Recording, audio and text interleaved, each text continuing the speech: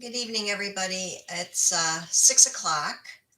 Not positive if you can hear me or not. I usually have another administrator here with me, but it's July and nobody's here. So if someone wouldn't mind typing something in the chat to let me know that you can see and hear everything okay, we'll wait just another minute or two and let other people who are trying to log in get in. But in the meantime, if someone could just type something in the chat.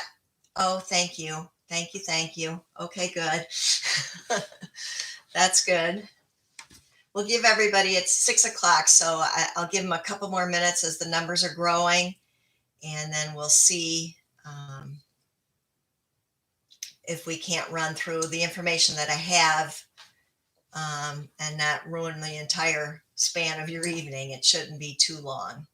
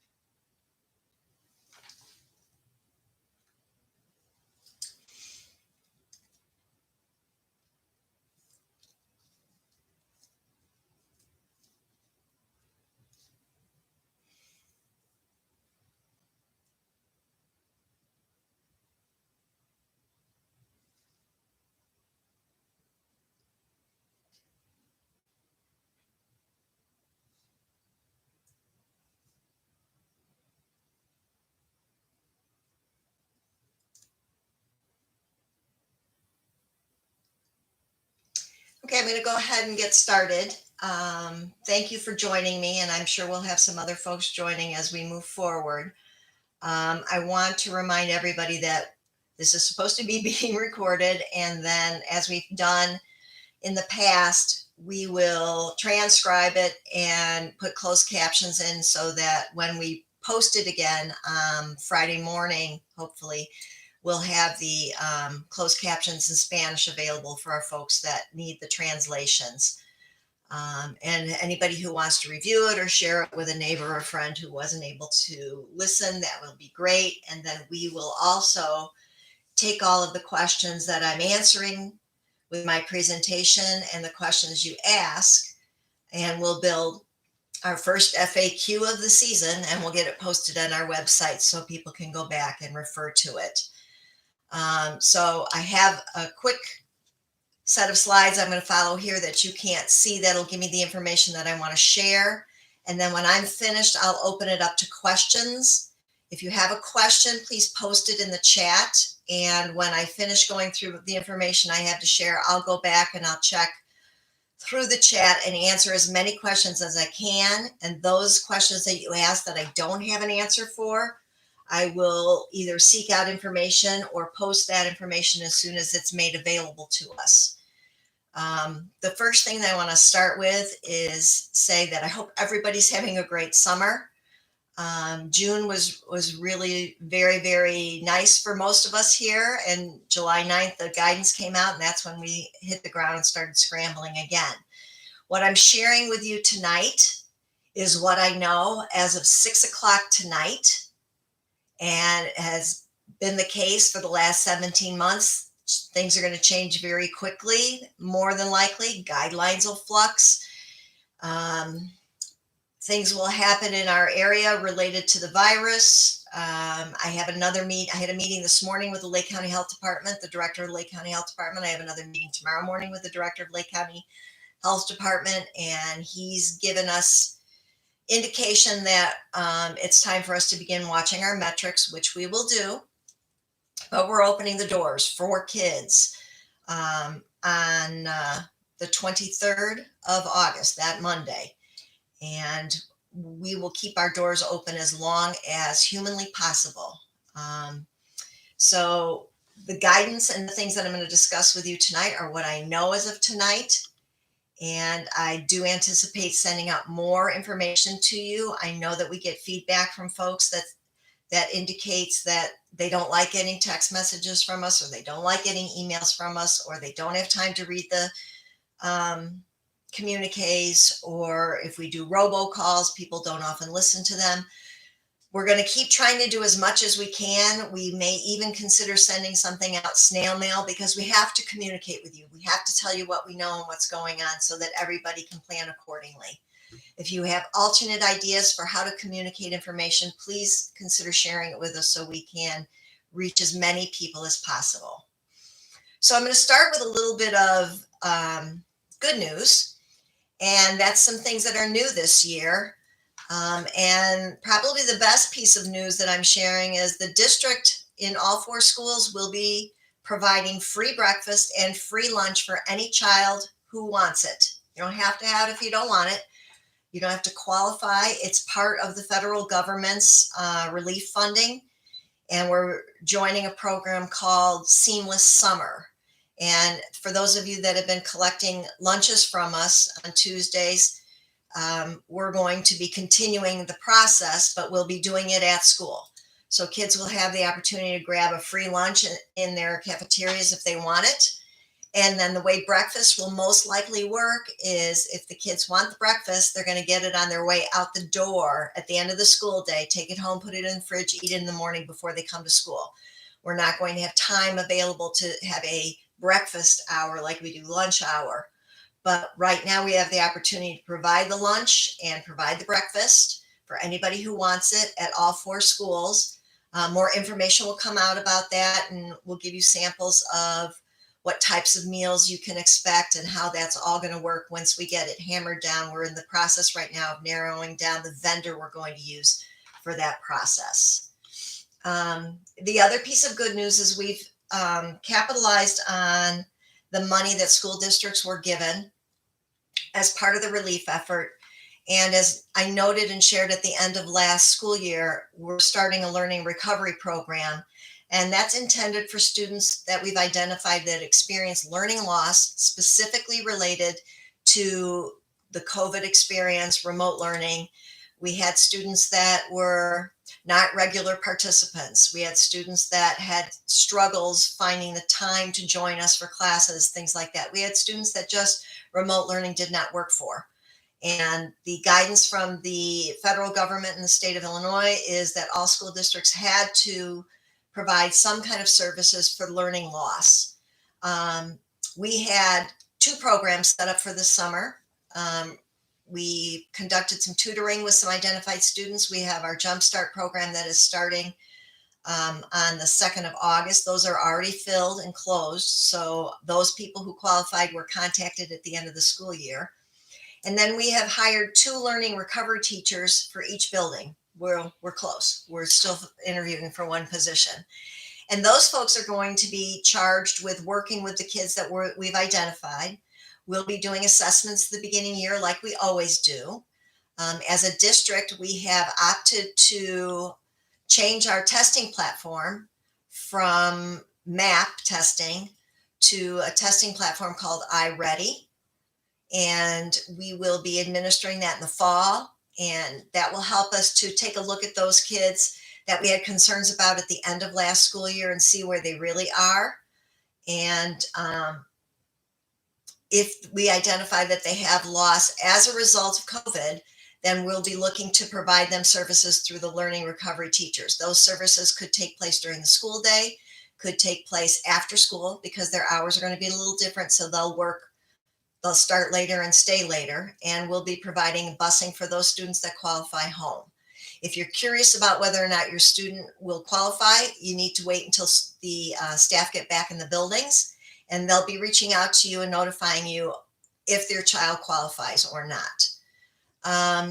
So learning recovery is something we're pretty excited about. We've also partnered up with a program called Edmentum, which is an online learning program, which will also be used for our students that have experienced learning loss, to help them get some practice both in school and out of school on some skills, key skills that help kids. As an example, it might be something like multiplication, where someone really needs to work on that so that they can build further on their math foundations. And so we're going to be using the program Edmentum, and that will be available to all kids. in the regular school day and also through the learning loss program. And more information about that will be coming home as well. I'll get to your questions when I finish sharing our information. Another thing that I wanted to share with you, not necessarily good news or bad news, it's actually kind of difficult, is if you've read the communique that came home, we, like most school districts and services, are short bus drivers. We continue to be 9 drivers short in our school district, which is significant for a school district of our size. I know that our neighboring districts, Woodland and Warren High School, are all short drivers. I am aware of districts in Lake County that have been notified by their contracted service that they will not be able to meet their contract that they signed because they don't have drivers. So in the communication that I sent home, I can't remember if it was last week or the week before, it was necessary for us to shift Prairie Trail school hours. And so if you haven't read the notice, school hours at Prairie Trail are different. Kids' hours will be 8:35 to 3:25 at Prairie Trail. That will allow us to run as many buses as we have to start 2 schools on the early schedule and 2 schools on a later schedule. And so our drivers will be doing that, doubling up their routes, and then again in the afternoon, doubling up their routes. And then we've set that up so that our students that are in interscholastic sports, that we have them dismissing at a time that allows us still to get them to Big Hollow or Antioch or Lake Villa for sports events, because we're planning on having all our conference activities like we did in the past. And then we will also, as I mentioned, with regards to learning loss, we will have a late bus at each school for our kids that are staying for some extra academics as part of that. The last thing I want to talk about a little bit before we jump into what I know as far as related to COVID and the new guidelines is registering kids for school. On Monday, we had 19% of our kids from last year registered for school. That's not very many. As of today, we have 27% of the kids from last year registered for school. If you have not registered, you need to get online. You need to register now. We are trying to draw our bus routes up. And if I only have 27% of our kids registered, I can't include you on a bus route. We can't do it at the last minute. And if we have struggles putting kids on buses and fitting everybody on a bus, and we have to run a second route just for the same school in order to get that done because of the number of drivers we're missing, we will use registration completion dates for a first come, first serve for seats on the bus. The good news is the guidance that was approved on July 9th does not limit the number of kids we put on the bus. We can't go beyond capacity of the bus, but we no longer have the 49 student limit. So we will exceed the 49 students. We sent home a survey regarding transportation to determine if there's folks that are thinking about driving their kids. Very small number of people completed that survey. Very small number of the people that completed the survey indicated they're going to drive their kids. So we have a lot of folks that are interested in having their kids on the school buses. So you need to get registered in order to get us aware that you want to be on the school bus.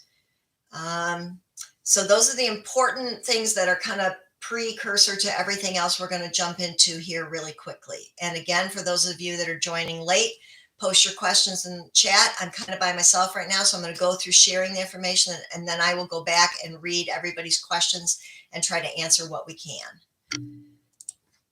So our goals for this year is to keep students in school as long as possible and minimize interruptions. And we're going to do everything we possibly can to not have that happen.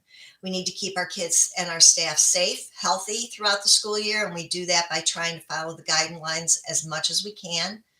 We do have a real concern with checking with our kids with regards to their social and emotional well-being.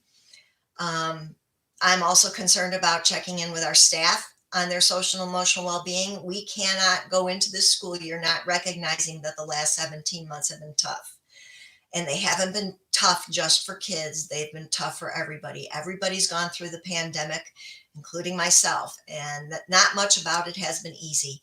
And so The nature of teachers is they're going to be back in school, their kids are going to be with them, and they're going to want to jump right in and start working on curriculum and teaching and learning and let's go, go, go. And while that's important, I do want us to take a pause as we bring everybody back and just make sure how kids are doing, how teachers are doing, what are their concerns, how can we help them so that they're in a good frame of mind for the learning. And then one of the other goals will be to assess the effectiveness of the strategies we're using and trying in the learning recovery program, and then take those strategies and expand them to all of our classrooms so that all of our kids can benefit from it, not just the students who have some learning loss that we've identified. So what about the guidelines from CPD or CDC, IDPH, and Lake County Health Department? Just like in the past, the guidelines have not been fully released, and we wait for what is, I'm told today, a much more detailed FAQ from the Illinois Department of Public Health, which is supposed to be released this week.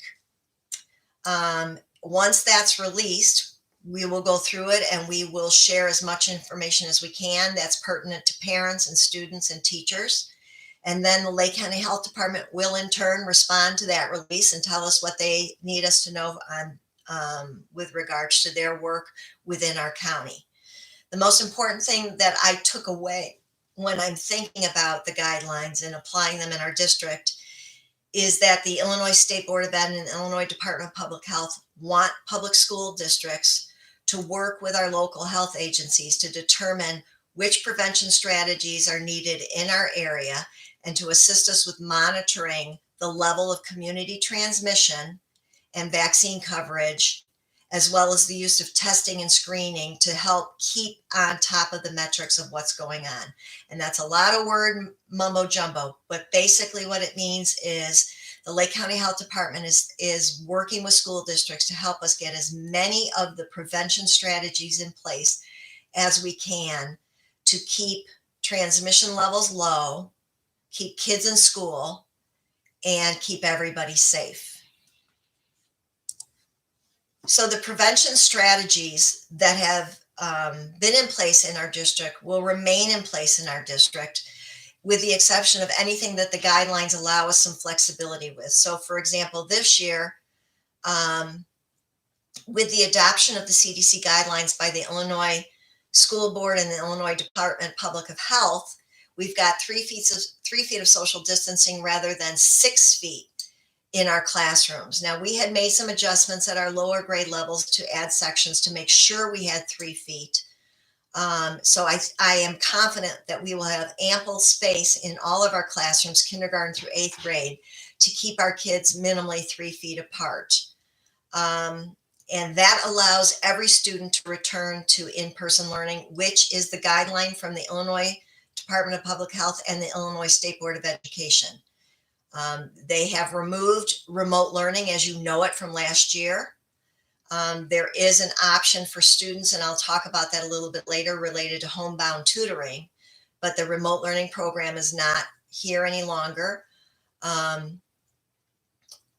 because everybody can come to school. When you come to school on those buses, all students are required to be masked. All bus drivers are required to be masked. If you're on a bus, you have to be masked. And so that is something all kids will have to come with a mask for busing. Now, this next guideline, as I sent home, it revolves around masking being required for unvaccinated individuals. I had a few folks reach out and call into question the term of the word required versus the word should in the guidelines. And this morning at our Lake County Superintendent's meeting with the Lake County Health Department, they are sticking with our use of the word required because masking specifically, according to Lake County Health Department, is an obligation, duty, and should be interpreted as such.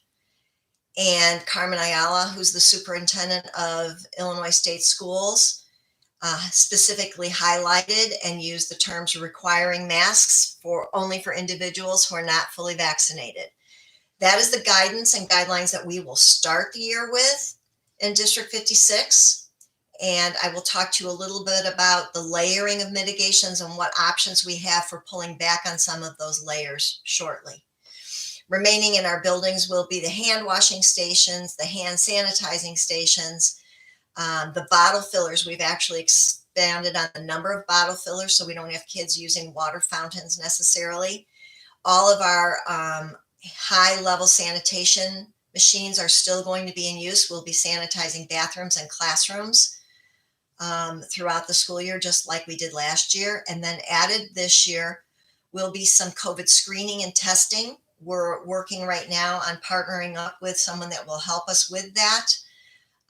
And the protocols for that and the parent signatures and permissions for that will all be forthcoming once our Director of Pupil Services signs off on what our partnership is going to look like. More information about that will be coming out in August. The layered mitigations and the transmissions data and metrics that are available to us allow local districts to work with the Lake County Health Department to remove layers if the metrics say it's okay to do that. Right now, we don't have specific testing information for our zip code or our school district's zip codes. We have information related to the transmission in Lake County, which is considered moderate right now. Our incident rate in our zip codes for District 56, we are at 4.0, which is under the 7.0. If you remember from last year, we were monitoring and watching for 7. So right now we're at 4, which is below 7, which is great. But I can tell you 2 days ago, we were under 3. Based on the communication that we received from the Lake County Health Department this morning, incident rates and positivity rates are raising because of the variant that's out there. Lake County is the 3rd highest vaccinated county, so that helps us with that. But we will be, and I started this week, monitoring all of the metric websites again from IDPH, from Northwestern University, and from Lake County Health Department. I will say it was sad and discouraging to once again be on those platforms, monitoring all that, putting in all our zip codes and the percentages of kids we have at different zip codes. Also, I had to use last year's numbers for percentages of kids and addresses because, again, as I mentioned, only 27% of our kids are registered to return. So I went ahead and I'm using last year's numbers with that. So we really want to do the very best we can to keep those numbers from rising and keep interruptions from happening to our kids while they're here in school. As everybody from the IDPH, ISB, Lake County Health Department shares, vaccination is the best preventative strategy, but we all know it's not available to everybody right now. As an elementary district, the vast majority of our students cannot get vaccinated. So we have to look at all of those mitigation things to keep everyone safe and to keep the numbers from rising, keep kids in school, and keep our doors open. Right now, we anticipated that about 95% of our staff would be fully vaccinated by the end of July of 2021, which is right around the corner. But that doesn't include any new staff, and we've had a sizable number of turnover from teachers and additions because of the learning recovery program that we're starting. So we will be pulling our teachers and staff members, custodians, aides, all of those folks to see where we're at with that. So we have an idea of what we're dealing with, what we're managing, and what protocols we need to put in place within our buildings for our staff. Quarantining, that's the number one concern for us with regards to the interruption of learning. As I said at the beginning, I'm going to do my darnest to keep us open as long as I possibly can. But quarantining isn't up to me, and it's not up to your principals, it's not up to your nurses, and it's not something that school boards can opt out of. As of July 21st of 21, which is today, unmasked, unvaccinated students who are considered a close contact will have to quarantine for 14 days. Masked, unvaccinated students would not be required to quarantine if both students, though the student who tested positive and the student who might have been considered a close contact, were wearing masks properly and we have other mitigation systems in place within the district. Fully vaccinated students with no symptoms would not have to quarantine, and fully vaccinated students with symptoms may need to quarantine depending upon the other existing circumstances and preventative strategies in place. It's important to note that teachers are not included and staff are not included. Adult people in our buildings are not included in some of these vaccination exemptions. So we have to be very cautious of that and aware of that, because just because our fully vaccinated staff numbers are high doesn't mean they may not end up having to quarantine, because the exemptions that are to the quarantining are for students, not for adult staff.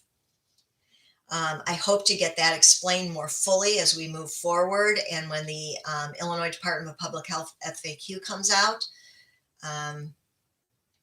It's a little bit confusing.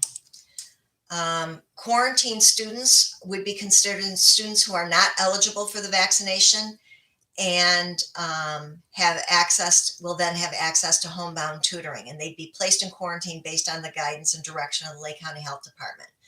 The homebound tutoring has been in existence for many years.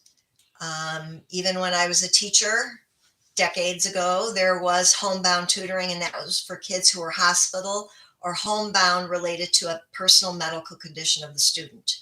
The guidelines no longer have students staying at home because someone in the household may be at risk. It's strictly related to the student, and there are a number of things that have to be in place to be approved for that, but you would not get remote learning as you know it from last year. If somebody went through the process and they did qualify, they would get what's called homebound tutoring. Now, homebound tutoring is 5 hours of tutoring each school week by a certified teacher. I'm in the middle of working with our Teachers Association to expand upon that and make it a little bit more robust for our students that do end up in quarantine, including contact with their teachers so that they know what's going on, so they can move in and out from quarantine and back into their schedule without too much loss. Some folks have asked me about why haven't I surveyed parents, what they want. We will be conducting a parent survey with some questions related to guidelines and other things once our percentage of registered students is a little bit closer to at least 50%. And I have the Illinois Department of Public Health's FAQ in my hands, because then some of the questions will be related to the information I get from that FAQ. So we will be conducting a parent survey. I just need to have a little bit more than 27% of the folks registered. In quick review, here's some questions that we've been getting. So some of this I've addressed, I'll address again. Are masks required? Yes, for unvaccinated individuals while they're indoors. No masks are required outdoors, whether you're vaccinated or not vaccinated, as of today. Will COVID-19 vaccinations be required? Not at this time. Will quarantining after travel be required? Not at this time.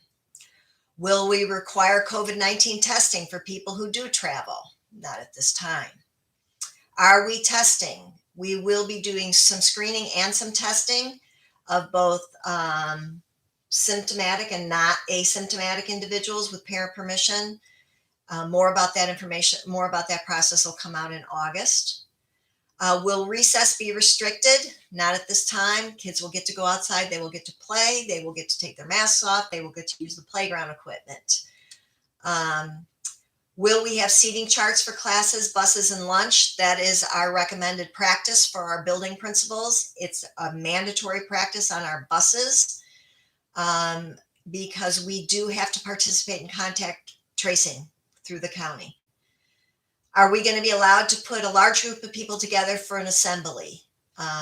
Yes, and we will do that with as much social distancing as possible. Will lunch require 6 foot of distancing? I believe I may have discussed that at this meeting. Everything kind of blurs together. Right now, the distancing within your cafeterias is no longer part of the guidelines. And we're doing our very best to keep kids 3 feet apart or more if at all possible. Are we going to require students to wash or sanitize their hands before they come into the classrooms and before eating? Our hand sanitizer stations remain throughout the buildings. We've always encouraged kids, and at some grade levels mandated that kids wash their hands before they leave the classroom or they go to the lunchroom, and all of that stuff will remain in place. Will everybody be required to self-certify? So this year, self-certification is going to be a little bit different. There's not an app for this year. You will receive a form from your building secretaries or principal that you will sign off that indicates that by sending your child to school, you've agreed that none of the list of COVID-related symptoms have shown presence on your child that day. And if the guidance related to that changes, we'll update our form, but that'll be coming home. You sign it once, we'll keep it on file for your student. Will we be able to resume before and after school clubs and activities in person? Yes. Will students be allowed to have snacks at those grade levels where they do that? Yes. Can students take masks off during outdoor recess and outdoor PE if they're not vaccinated? Yes. Are we relaxing the material sharing for recess? So can they play with balls? Can they play catch? And for classes, can they share a ruler or can they share Unifix cubes? And the answer to that is yes. And can the PTO and schools plan on hosting events in the evenings? And the answer to that question is also yes. As a matter of fact, I know our PTO is working on our kindergarten play day kickoff event. As I'm speaking to you, we've been emailing about it this week. There are some evening events that we are considering doing virtually. One, because there's going to be a lot of people in the building and that would be tough for us to monitor who's vaccinated, who's not vaccinated. The other, oh shoot, what was I going to say? Oh, something like curriculum night might be virtual. And then we're also going to, more than likely for parent-teacher conferences, offer live parent-teacher conferences and virtual parent-teacher conferences because we had a huge turnout for parent-teacher conferences this year by doing it virtually than we've had in recent years. So we're going to go and probably offer both opportunities for parents, whichever you prefer. That's the information I'm sharing. I'm going to go over to the chat right now and I'm going to scroll up and I'm going to try to answer as many questions as I can. When I close out this meeting, I will be saving all of this and we will take all the questions and we will put them on the FAQ and we will post it on our website and we'll let you know when it's there and available for you to click and access at any time. And that FAQ will be translated into Spanish also, as we've done with all of our communications. So I'm going to start at the top. So these may be bouncing around by topic. What about students who were there every day, worked hard, and still did not make gains? If we determine through testing and through the information that the teachers provided us at the end of the year, that would be an example of learning loss. And we have students that have shown, based on what happened at the end of the year last year, severe learning loss, and then minimal learning loss, but still learning loss. We will provide services as much as we can, but we will be starting with the most severe. And we will also be testing in the fall to confirm whether that was they petered out at the end of the year, they just did assignments, but they still showed grade level appropriate skills. We'll be doing assessments for that. How will they access if there was a learning loss for new students? That would happen with the testing that we take place at the beginning of the year. What time will be the pickup time for Prairie Trail School? For buses, I can't answer that question right now. Unfortunately, I only have 27% of our kids registered. So that means I only have 27% of our kids on the bus lists. So that will come out as soon as we can get it to you. And that will not be mailed home as it has in the past. That's going to be accessible to you via your Skyward account. If you can't remember how to get into Skyward, go to the link for Skyward on our website and you can click on, you can't remember your password, you can't remember your login, and you can reset things and get in there. And within there is how to access your bus stop information. It's not there yet. We're still waiting for people to get registered. There's also a video that shows you how to do that if you can't remember, and that's on the website as well.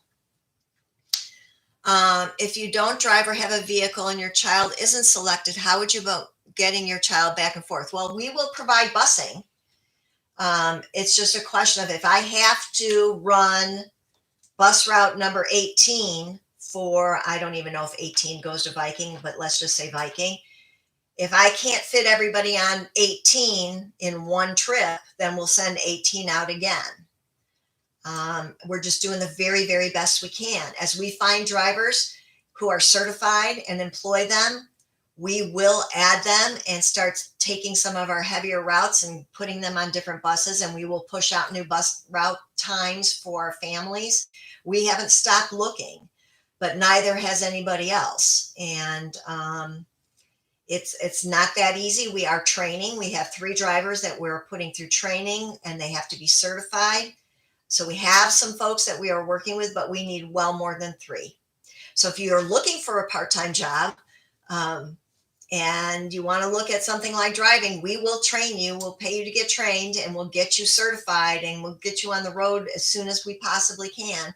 If you know of someone else who might be interested in, often it's retirees who have done bus driving for many, many years. And that's part of the challenges we're having, because retirees were in that at-risk category, and they opted to retire.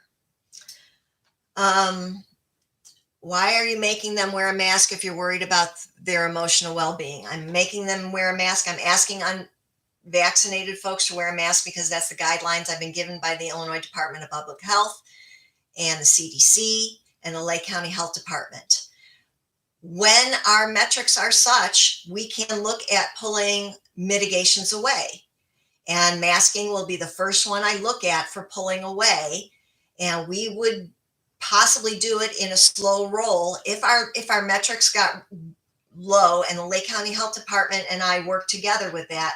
It could be where we said, all right, we're looking at the 3rd week of September and we're stable and our numbers aren't changing and everything looks good. Then I might say, all right, starting on this date, pre-kindergarten, kindergarten, 1st and 2nd graders, masking would be optional for everybody. And then we'd watch those metrics for another few weeks and see how that goes.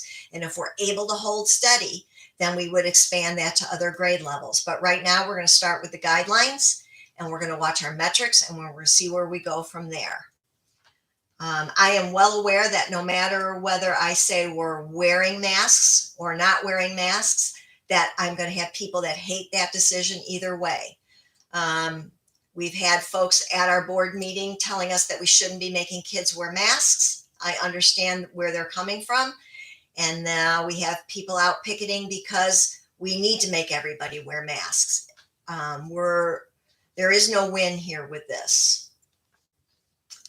I have registered but didn't submit documents. Does that affect? Yeah, you're not registered until all your documentation is in. So get that uploaded into Skyward as soon as possible. What if we don't want our children vaccinated and don't want our children wearing masks all day? I suggest you reach out to your school building principal. If you're not going to send your children to school, then your option is to homeschool your kids, enroll them in an online school.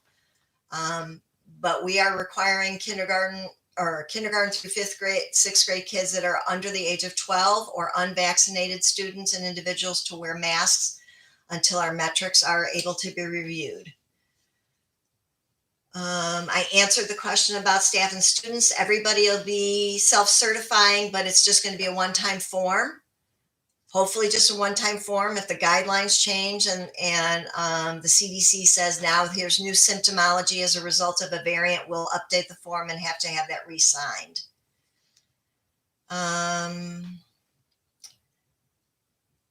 I have registered, but my son's physical is on the 13th of August. Okay, physicals can come in. If you have an appointment card, you just need to let your school's nurse know that, and they'll work with you on that. That will not start your student from starting, And a physical isn't going to stop your registration from be completed. It's the other pieces, your proofs of residency and those types of things that we need to see. Your nurse will probably reach out to you and say, hey, we don't have a physical on you. And you can say, my physical card is here. You can even upload that card if you wanted to in Skyward, or just call and leave a message and say, here's the name of my student. Our physical appointment is on such and such a date. Do that with your school nurse at your school building. Now, keep in mind, they're not there right now, but you can probably get through to their voicemail.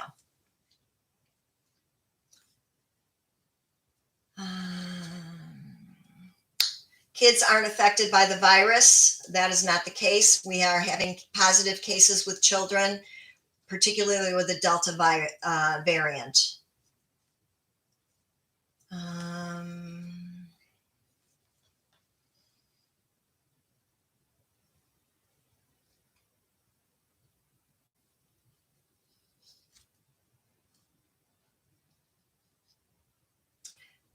So someone is asking if there's a way to have masked kids go to school and unmasked kids stay home. We are not providing remote learning this year. The state of Illinois wants all kids in school.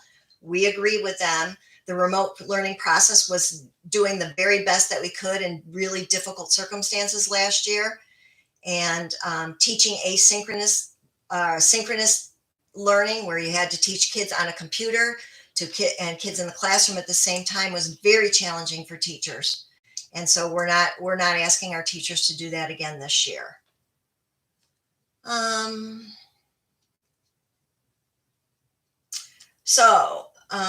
Questions as to why am I making kids wear masks if our teachers are vaccinated? We're worried about spread. Kids can pick up the vaccination and take it home, even be asymptomatic and take it home and take it out to the community, and it just continues the growth of the virus within our community. There's a lot of people on here who are unhappy with the mask choice, and people that are happy with the mask choice. I've already addressed that.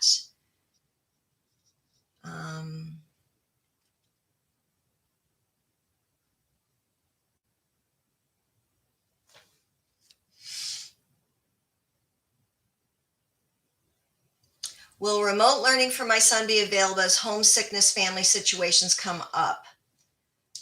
If a student has to stay home sick and they are quarantined with COVID, then they would apply and be part of that homebound tutoring, but only if they're home and being quarantined because of the Lake County Health Department's quarantine guidelines. If they have the flu or they have a cold, they got a headache, they're just not feeling good, it would be a regular sick day, and teachers would work with parents to get their work to them and have them complete their work so that they can come back. Let's see. What testing are we talking about? As I mentioned, we're still working on that, and that information will come out in August. Is there a schedule of what food for lunch will be provided? We haven't signed off with a vendor yet. We're very close, and we should have that possibly by the end of this week to next week.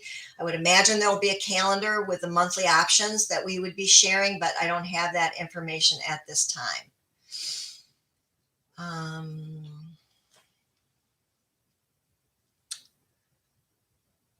Why are other districts in the area making masks? I just checked our spreadsheet. This question says, why are other districts in the area making masks optional? The only districts so far that I'm aware of that are making masks optional are high school districts.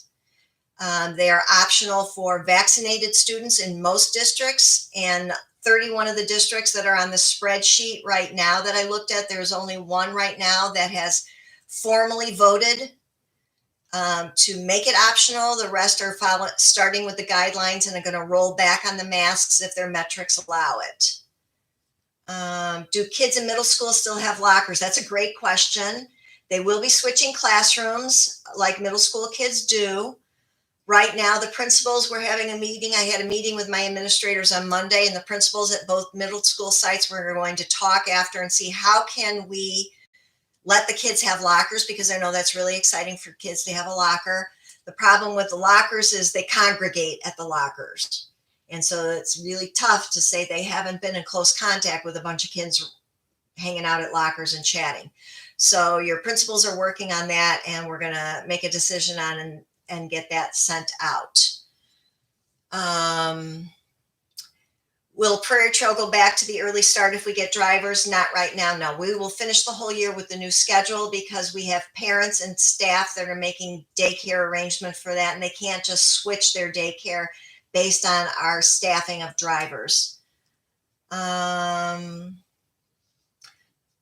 Do the schools have a copy of kids who are vaccinated? Not right now. No, we don't. We're working with Lake County. There's a platform where we can get that information. Schools are allowed to know if kids are vaccinated or not vaccinated. But keep in mind, we are a pre-K-8 school district. So we have a very small percentage of kids who would be vaccinated. They'd only be kids who are 12 years or older, which would be some of our 7th and 8th graders. And that would only be if their parents opted to have them vaccinated. Because as I mentioned in the other earlier questions, it's not required right now in the state. Will any curriculum regarding racial inequities or assigning some ethnicities as oppressed or oppressors be taught? So I have a question here about the racial inequity curriculum requirements in the state of Illinois. The answer to that is yes. I don't have that information with me. I wasn't prepared to address that on this question. But I certainly, if you reach out to me and send me an email, I will connect you with our director of curriculum and they can share that information with you.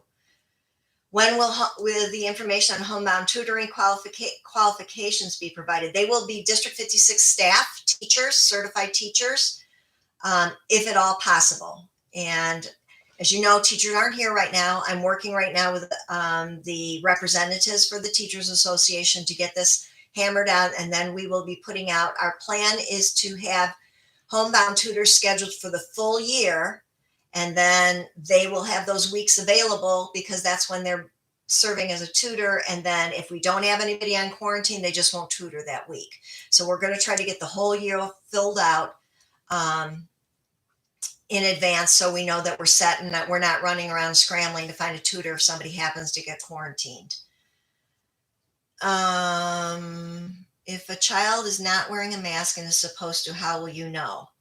Well, we're working on identifying, first of all, if they're under the age of 12, we know they need to be wearing a mask if they're not vaccinated, and they can't get vaccinated if they're under the age of 12. Those older, there's a platform, like I said, that we can go in and determine what our status is. Parents can always call us and let us know as well, and upload the proofs of residency or proofs of vaccination, but we haven't set that up in our platform yet. That information will be forthcoming. Will schools provide masks for kids? We will have masks available. We don't give them to them every day. Just like last year, parents provided the masks for their kids as the year went on. We have some emergency ones available on the buses for kids who forget because you can't get on the bus, but we don't give them to them every day. We're only going to give it to a few times, and then somebody's going to have to provide the mask from home. If you have trouble providing masks, you can certainly reach out to your school nurse and they can help you with that. Again, nurses aren't back yet. Is everybody getting lunch? We will provide it for anybody who wants it. And so it doesn't have to be the same kids every day. We're working on that right now. We're part of this new program for just this year, paid for by the federal government, that allows us to provide the breakfast and lunch for all kids. So you don't have to qualify. If your child wants it, they can have it. If you want your child to have it, they can have it. Will the bus be sanitized? Yes, we sanitized the bus last year in between routes, and we will do the same thing again. It's a electrostatic disinfecting process. It's the same thing we use in our bathrooms and our classrooms in the middle of the day. It has a shorter dwell time, they call it, but dries quickly so the kids can get back in and use the facilities or the desks or the buses. When do we get to vote on options? You're not voting on options. Right now I'm giving you the guidelines that we're going to follow. I'll be presenting it to the Board of Education. We're not going to be voting on it at the board meeting. I'll be presenting our recommendations. I'll take the board's feedback, and then we will move forward from there. That's a lot of questions, and that's 50 minutes. I think we did really well. I'll wait for another minute and see if we have a question. And I'll get those answered, and we'll get this video translated and posted hopefully Friday morning. I know some people are really bothered with us texting out links, but that's the only way for us to let you know it's there. Kids going to be able to eat in the lunchroom? Yes, kids are going to be able to eat in their lunchroom. We are considering assigned seats, though, in case somebody pops positive, then we know who our close contacts could possibly be. Higher risk students, if you think you have a medically fragile student, there's an application process and a committee review process that we have to follow as mandated by the state. You'll need to reach out to your building's principals. When they return, they're back on Monday, the August 2nd.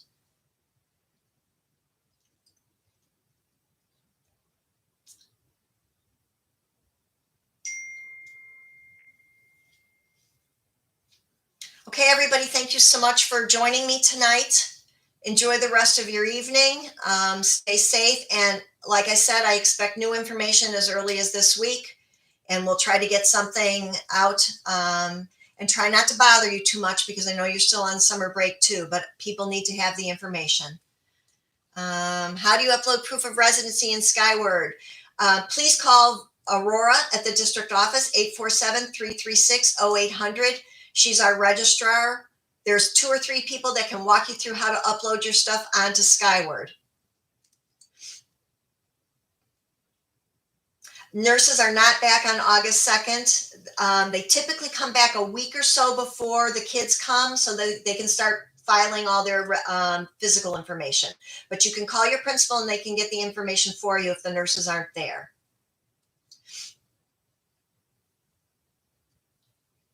If you have curriculum questions, please send me an email and I'll connect you with Dr. Correa, who's our director of curriculum, and he can answer those questions for you.